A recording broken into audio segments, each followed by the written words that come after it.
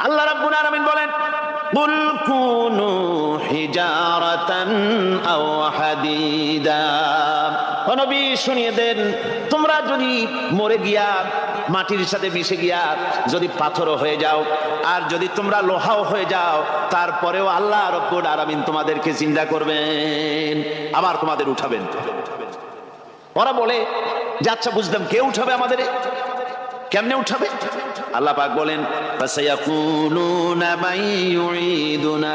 ওরা বলে আমাদেরকে কে উঠাবে, আমাদেরকে কে জিন্দা করবে? আল্লাহ পাক জবাবে বলেন, কুলিল্লাযী ফাতারাকুম আউওয়ালা মাররা।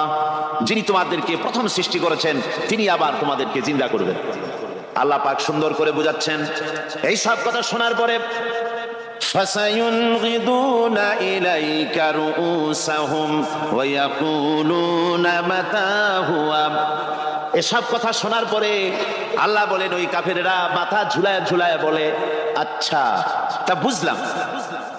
আল্লাহ বলেন, ওরা মাথা ঝুলায় আর বলে আচ্ছা বুঝলাম, তবে কিয়ামত কবে সেই কিয়ামত অনুষ্ঠিত হবে? আল্লাহ বলেন, নবী শোনায় দাও, কুল আসা আইয়াকুনা করিবা। বেশি দেরি নাই, হতে পারে খুবই তাড়াতাড়ি।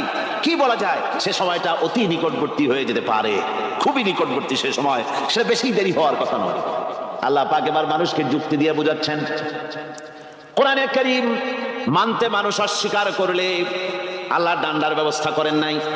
নবীজিকে বলেছেন, ইন্নামা আনতা মুযাক্কিরুন লাস্তা আলাইহিম বিমুসাইতির।